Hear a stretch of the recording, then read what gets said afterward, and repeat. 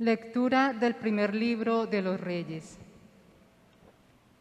En aquellos días, Jeroboam pensó para sus adentros: el reino podría volver todavía a la casa de David. Si el pueblo continúa subiendo para ofrecer sacrificios en el templo del Señor en Jerusalén, el corazón del pueblo se volverá a su señor, a Roboam, rey de Judá, y me matarán. Y tras pedir consejo, el rey fundió 2 becerros de oro y dijo al pueblo: basta ya de subir a Jerusalén. Este es tu Dios Israel, el que te hizo subir de la tierra de Egipto.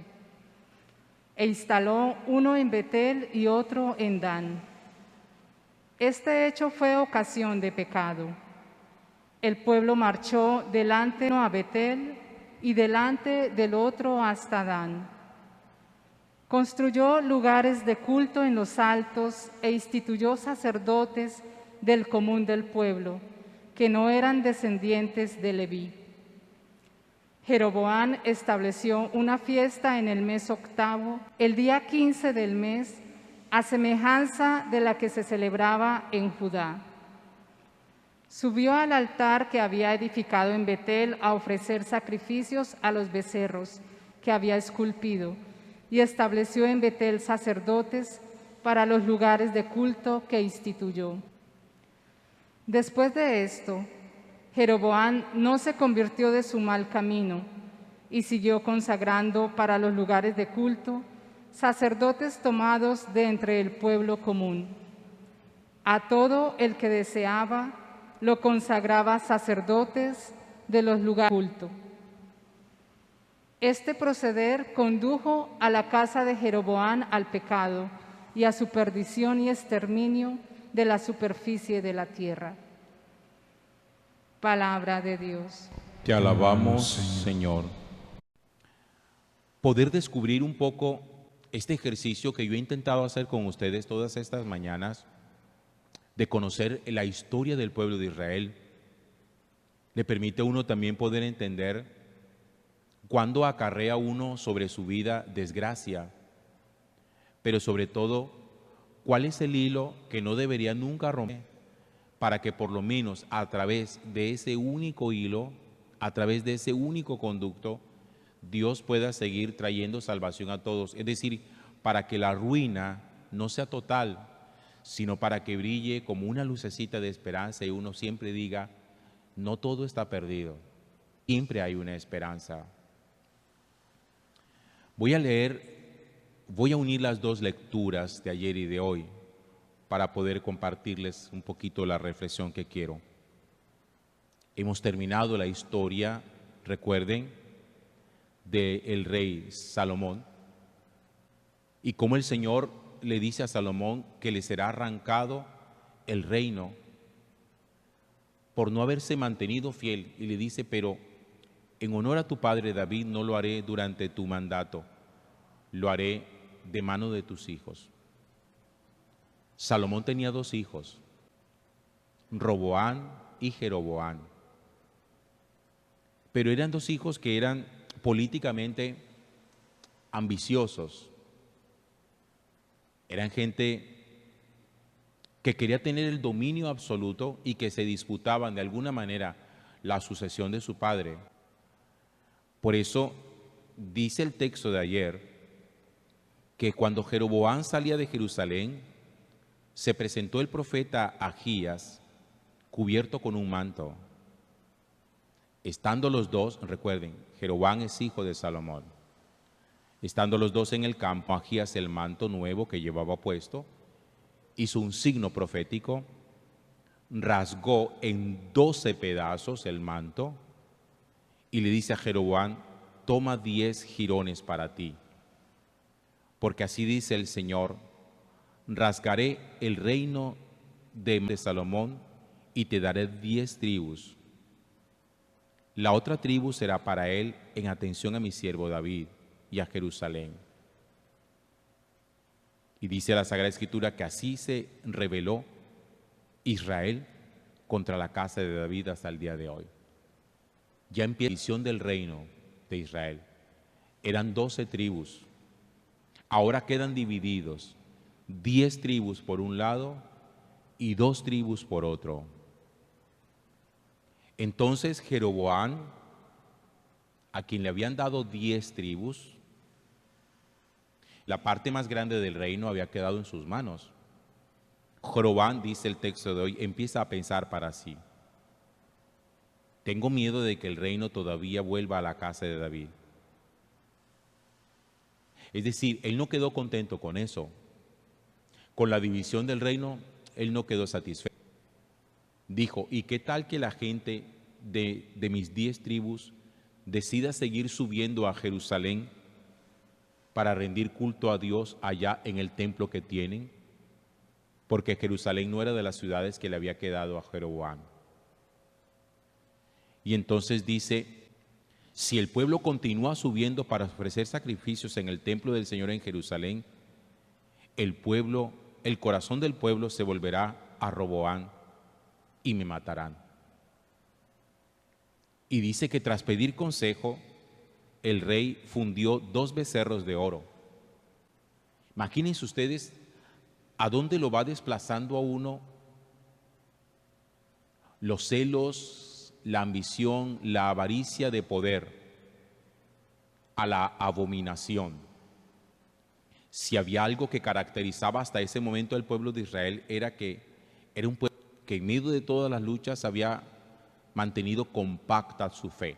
Era un pueblo que todo el pueblo adoraba al Dios de Israel, al único Dios verdadero. Y ahora Jeroboam, por puro celo político, manda hacer 2 becerros, cae nuevamente en abominación, le dice al pueblo: basta de subir a Jerusalén, no más Jerusalén. Aquí está tu Dios, y les presenta el becerro. Este es el que te hizo salir de la tierra de Egipto. Y dice que instaló un becerro en Betel y otro becerro en Dan. Y este hecho fue ocasión de pecado. Y el pueblo marchó delante de uno a Betel y delante de otro a Dan. Y construyó lugares de culto en los altos e instituyó sacerdotes del común del pueblo que no eran de entes levíticos. Es decir, la abominación de Jeroboam fue tan grande que eso iba pecado tras pecado, pecado tras pecado. Es como si uno sintiera que lo único que viene es ruina, y que se encarga de traer ruina a la nación, a la vida, al pueblo, a la sociedad.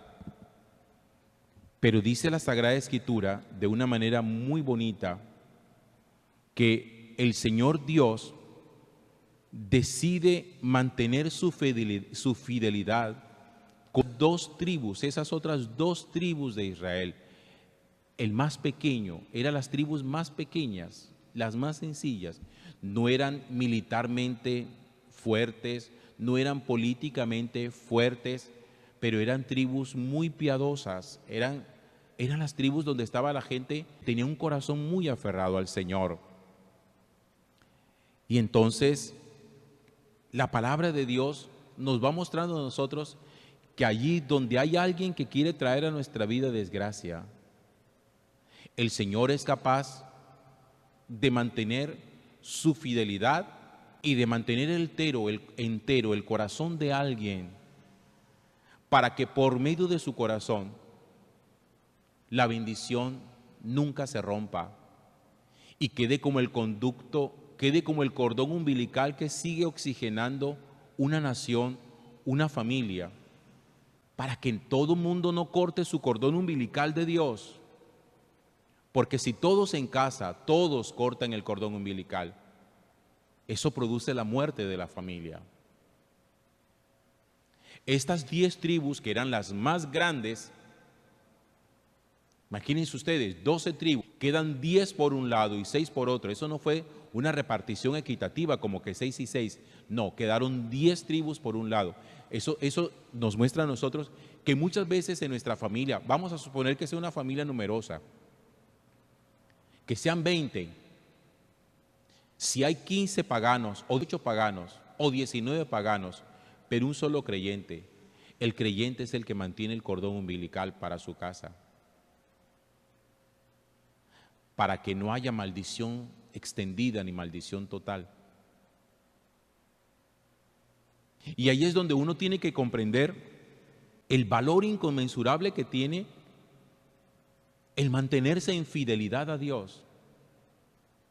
Así la casa de uno sea un desastre, así vea uno que los de su familia no caminan, que hay gente que vive paganamente, que incluso uno podría hasta mirar que hay gente de nuestra familia que le gusta la brujería y la hechicería y todas esas cosas. Y que siempre hay alguien que trabaja para, a veces por ignorancia, sin saber, por desconocimiento, trabaja para que la maldición llegue. No es que la busque, sino que se vuelve apóstol de la maldición sin saberlo siquiera.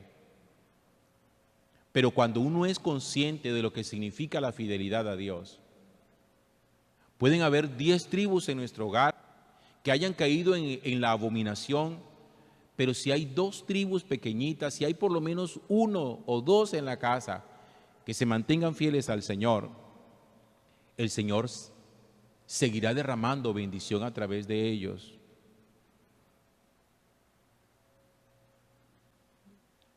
Nosotros no podemos infravalorar ni dejarnos desanimar por el solo hecho de que no todos en casa caminan. No tenemos nosotros cómo hacerlos caminar, porque eso no depende de nosotros. Eso no se obliga a nadie, uno no obliga a nadie a ser creyente, uno no obliga a nadie a ser piadoso, uno no obliga a nadie a rendirle culto a Dios, eso no puede hacerse. Nadie de nosotros tiene poder para ello. Y ni siquiera Dios, pudiendo hacerlo, nos obliga, porque también nos deja en libertad. ¿Qué nos toca? Mantenga firme, vivo el conducto de gracia de Dios por medio suyo. Pero si usted también se deja paganizar y corta el conducto, viene la ruina total. Claro está que uno nunca quisiera ver su casa como en una situación de división. Y todos intentamos como ser agentes capaces de producir como cohesión espiritual entre todos. Pero no siempre se puede, no tenemos poder para ello. Si hay casas que económicamente se vienen a la ruina por la ambición y son económicamente poderosos, pero hay familias que son capaces de traer ruina económica a su casa cuando entre ellos pelean los bienes o la herencia y terminan perdiéndolo todo. Entonces, la pregunta frente a esas circunstancias es, ¿y qué va a hacer? Es que yo me desanimo, es que en mi casa también me ponen pero, es que me obstaculizan, a ellos no les gusta, que no sé qué. Tenga mucho cuidado con eso, porque el poder de 10 tribus sobre 2 es grande. Y lo que hace en una familia, un grupo grande sobre usted, es poderosa. Y al final lo quieren a uno hacer desistir. Y uno dejar todo tirado. Y también uno paganizarse. Y si uno se paganiza a su casa, a su familia, ¿qué le espera? Le espera lo que le pasó al pueblo de Israel unos años después. Invasión, deportación, el exterminio de muchos, el perder todo, el perder su templo, el perder su arca, el perder muchas cosas que ellos consideraban que eran valiosas. ¿Cuántas cosas valiosas tenemos nosotros en el seno de nuestra familia que se pierden. ¿Y todo por qué? Porque el corazón se paganizó. Paganizar el corazón es una cosa muy simple y uno muchas veces sin darse cuenta lo termina paganizando. No bajar la guardia, no puede descuidarse, no puede dejar de orar. Y allí, mientras más le digan a usted que no agarre la camándula, que no rece más, que pare, ese es el maligno diciendo para, ya, basta. Y usted que no. ¿A que no? Porque yo soy la lucecita de este hogar. Y por eso Jesús va a decir en el Evangelio que el ojo es la lámpara del cuerpo. Si esa lámpara se apaga, ¿cuánta oscuridad habrá en la casa? Dice el Señor así. ¿Qué va a hacer? ¿Bajar la guardia?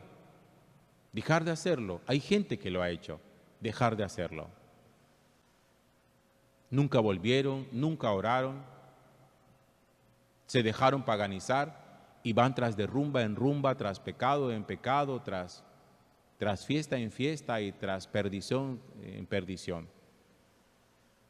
¿Y todo por qué? Con esa frase de es que hay que disfrutarla. Sí, pero ¿qué entiende por disfrutar?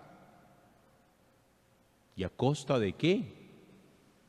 ¿Cuál es el pago de un disfrute que no es verdadero disfrute, sino que es pecado rampante?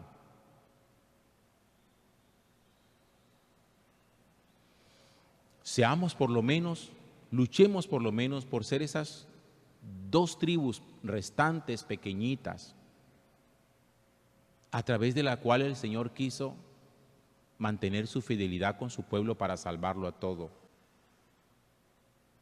Siempre habrá gente en nuestra casa que, como Jeroboam, levanten becerros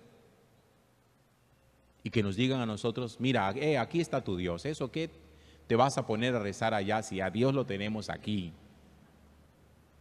¿Para qué templo? No suban al templo, no vayan al templo. Le decía Jeroboam a su pueblo eso, no más ir a Jerusalén, aquí está tu Dios. Y le puso en Betel y en Dan un becerro. Y es muy fácil eso así. ¿Para qué ir por allá si aquí está? Aquí tenemos nuestros dioses, rindámosle culto a ellos. Que usted tiene que tener discernimiento, capacidad de discreción para saber dónde hay becerros. Los becerros de nuestra casa no son de oro, ni siquiera son de bronce. Nuestros becerros de nuestra casa son de actitud, de comportamiento, son mentales. Los becerros de nuestra casa están en nuestro corazón. Gloria al Padre, y al Hijo, y al Espíritu Santo.